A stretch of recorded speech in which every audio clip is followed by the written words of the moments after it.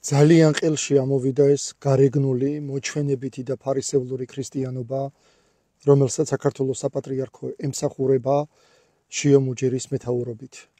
დღეს გამოიყვანეს ცხრის ფარასავით მეტეხის ხიდზე მრევლი და სხვა დანარჩენ საქართველოს დაანახეს, თუ რამდენი ადამიანი უდგას გვერდით. რა თქმა უნდა, ჩვენც ვიცით, რომ ჩვენი ქვეყნის მოსახლეობის უმრავლესობა ისევ არის დაზომბირებული, დაშტერებული და შესაბამისად ეს არ არის ადამიანთა კატეგორია, ეს არის ბრბო, ეს არის მასა, რომელსაც დღემდე მართავს, რა თქმა უნდა, საქართველოს საპატრიარქოს ის ნაწილი, რომელიც არის რუსეთის მიერ დანიშნული. როდესაც ჩვენ აღვნიშნავთ 100,000 მოწამის ხსენების დღეს, არ უნდა დაავიწყდეს შიო მუჯირს მის მიერ მოწონებულმა მთავრობამ, რომლის დავალებითაც შიო მუჯირი მოსაყდრედ არის დასმული საქართველოს საპატრიარქოში, საქართველოს ნახევარზე მეტი მიყიდა არაბებს, ირანელებს, თურქებს, ჩინელებს და რუსებს. 100,000 მოწამე, როგორც ქართლის ცხოვრება იუწყება, ეწამა სარწმუნოებისათვის იმის გამო, რომ რელიგია არ უარყვეს, რჯული არ უარყვეს და ფეხქვეშ არ გათელეს ხატები, ჯვრები და სიწმინდეები. მაგრამ შიო მუჯირმა მათი სახელი ფეხქვეშ გათელა იმის გამო, რომ ზუსტად დადუმდა მაშინ, როდესაც ივანიშვილის პირსისხლიანი რეჟიმი ასხვისებდა ქართულ ტერიტორიებს და საქართველოში ჩამოასახლა ირანელები, არაბები, ჩინელები, თურქები და სხვა რჯულის და სხვა ერის წარმომადგენლები.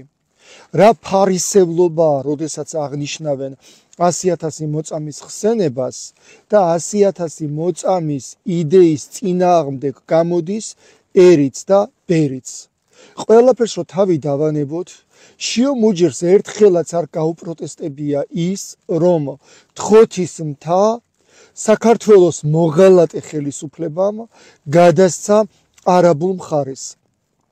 ის ნაწილი ქართველი ერის ისტორიაში, რომელიც საკრალურია, ძალიან მნიშვნელოვანია და სადაც თუ ქართლის ცხოვრების მოქცევა ქართლისაის ქრონიკას დავემოწმებით, მეფე მირიანი გაქრისტიანდა და საიდანაც საფუძველი ჩაიყარა ქართველი ერის გაქრისტიანების პროცესს.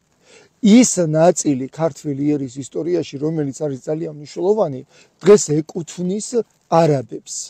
ეს გააკეთა, რა თქმა უნდა, ქართულმა ოცნებამ, ოღონდ ეს არ ყოფილა ქართველი ერის ოცნება, ამ ოცნების ქვეშ, რა თქმა უნდა, იმალება რუსული პროპაგანდა და გაასხვისა ჩვენი ტერიტორიები.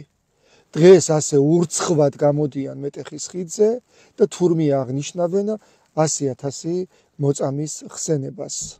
100,000 მოწამეც არის მსხვერპლი შიო მუჯირის პოლიტიკის და ის ქართველებიც ვართ მსხვერპლი, რომლების დღეს თითქოს ცოცხლები ვართ, მაგრამ სუნთქვას გვიკრძალავენ და ქვეყანაშიც არ გვტოვებენ და იძულებულები ვართ, რომ ემიგრაციაში წამოვიდეთ.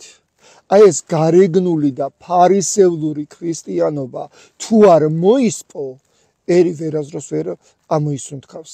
100,000 მოწამის ხსენება მაშინ იქნებოდა გულწრფელი და ნამდვილი, როდესაც შიო მუჯირი გაუწევდა წინააღმდეგობას და ქართულ ოცნებას აიძულებდა არ დაეთმო დავითგარეჯის ტერიტორიები აზერბაიჯანისთვის. აქით მეტეხის ხიდთან დგას ვითომ და 100,000 მოწამის ხსენებას აღნიშნავს და იქით 6,000 ბერის მიერ გაპოხიურებული მიწა გადასცა აზერბაიჯანს. აი ეს ფარისევლობა არის რუსული ხელწერა და გულის ამრევი მოცემულობა. თურმე დგანან დღეს და აღნიშნავენ 100,000 მოწამის ხსენებას.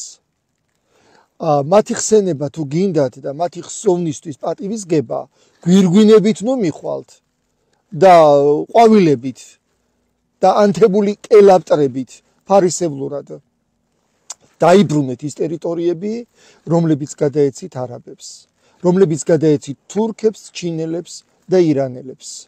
დიახ, ამისთვის იბრძოდა 100,000 მოწამე, რომ ქართული ტერიტორიები შენარჩუნებულიყო და არ უნდა წაიღოთ უცხო ტომელებს და დამპყრობლებს. მაგრამ შიომუჯირი დადუმდა მაშინ, როდესაც ქართულმა ოცნებამ გადასცა უვადოდ მთელი ჩვენი ღირებული ტერიტორიები არაბებს და ირანელებს. და ამის ფონზე კიდევ დგანან და თურმე 100,000 მოწამის ხსენებას აღნიშნავენ. გრცხვენოდეთ თქვენ ქართველებო ამ ფარისევლობას რომ ტაშს უკრავთ და შიომუჯირის გვერდით დგახართ და ვითომ ლოცულობთ. ეს არ არის ლოცვა. ეს არის ფარისევლობა და მოჩვენებითი ქრისტიანობა და ზუსტად ამის გამო ღმერთი პასუხს აგებინებს ყველას, ვინც ამ ფარისევლობაში იღებს მონაწილეობას.